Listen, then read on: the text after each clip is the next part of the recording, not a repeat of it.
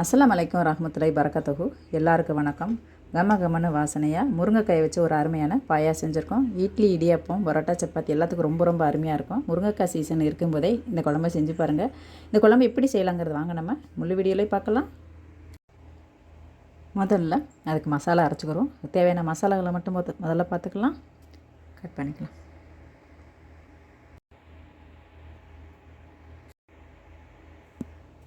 முதல்ல அதுக்கு தேவையான மசாலா பொருள்களை பார்த்துக்கிறோம். 20 முந்திரி எடுத்து 1 ஸ்பூன் கசகசா சேர்த்து சுடுதண்ணியில் ஊற வச்சு வச்சுருக்கேன்.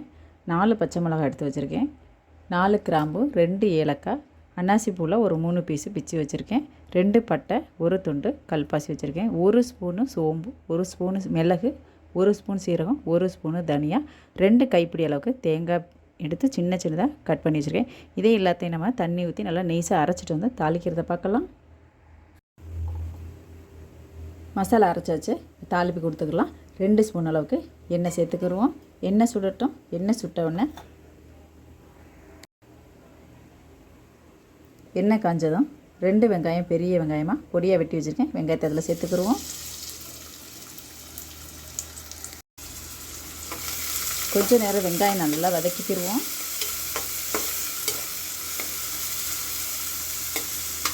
வெங்காயம் வதங்கிக்கிட்டு இருக்கும்போதே ஒரே ஒரு பச்சை மிளகாய் கீறி வச்சுருக்கேன். இந்த மிளகாயை அதை கூட சேர்த்து வதக்கிக்கிடலாம்.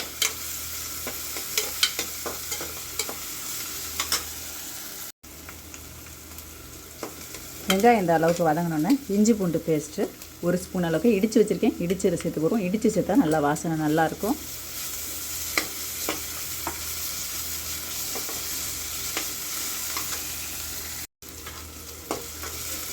இஞ்சி பூண்டு கொஞ்சம் பச்சை வாசனை போனதும் தக்காளி பழம் 2 பழம் நல்லா பழுத்த பழமாக பொடியாக வெட்டி வச்சுருக்கேன். தக்காளி பழத்தை அது கூட சேர்த்து வதக்கிக்கிடலாம்.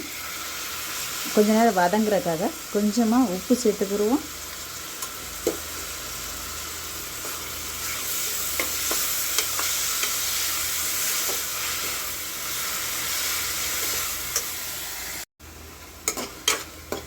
தக்காளி இந்த அளவுக்கு நல்லா வதங்கினோன்னே கொஞ்சமாக கொத்தமல்லி தழை, கொஞ்சமாக புதினா தழை, கொஞ்சமாக கருவேப்பிலை எல்லாத்தையும் சேர்த்துட்டு நல்லா வதக்கிக்கிடுவோம்.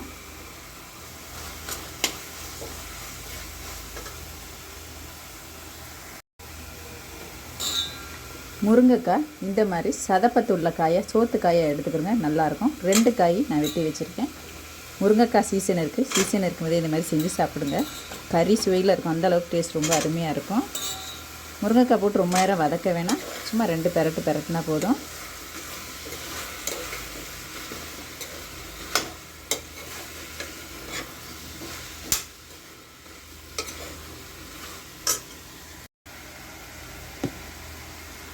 ரெண்டு பெரட்டிட்டு அரைச்ச மசாலாவை அதை கூட சேர்த்துக்கிடலாம்.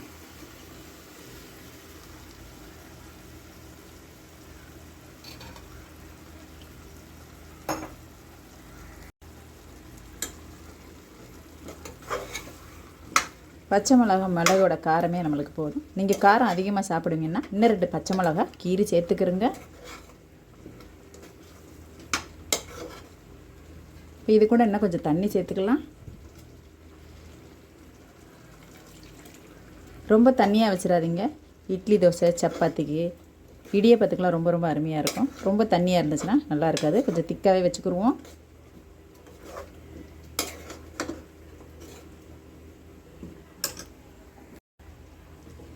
ஏற்கனவே நம்ம வதங்கும் போது உப்பு போட்டிருக்கோம். இன்னும் ஒரு 1/2 ஸ்பூனு உப்பு சேர்த்துக்கிடுவோம். உப்பு உங்கள் விருப்பத்துக்கு தகுந்த மாதிரி சேர்த்துக்கிறோங்க. இன்னும் ஒரு 1/2 கிளாஸ் தண்ணி சேர்த்துக்கிடுவோம். நல்லா கலக்கி விட்டுட்டு விசில் போட்டு விடலாம். ஒரே ஒரு விசில் வரட்டும், பார்க்கலாம்.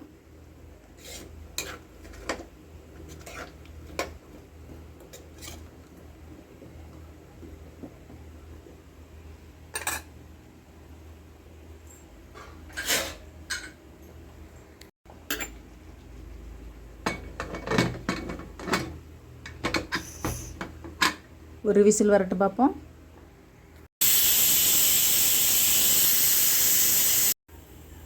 ஒரே விசில் போதும்.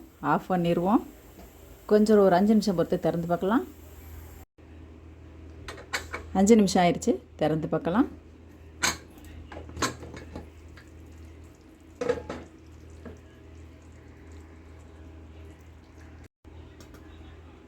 கடைசியாக கொஞ்சோண்டு கொத்தமல்லி தழை இலையை மட்டும் தூவிடலாம். கமகமன்னு வாசனை ரொம்ப அருமையாக இருக்குது. பக்கத்து வீட்டில் கேட்க போகிறாங்க, இன்றைக்கி உங்கள் வீட்டில் கறி குழம்பான அந்த அளவுக்கு வாசனையும் டேஸ்ட்டும் ரொம்ப அருமையாக இருக்கும். இந்த அளவுக்கு திக்காக இருக்கட்டும். அப்போ நம்மளுக்கு இட்லி, இடியாப்பம், சப்பாத்தி கூட வச்சு சாப்பிட்றதுக்கு ரொம்ப நல்லாயிருக்கும்.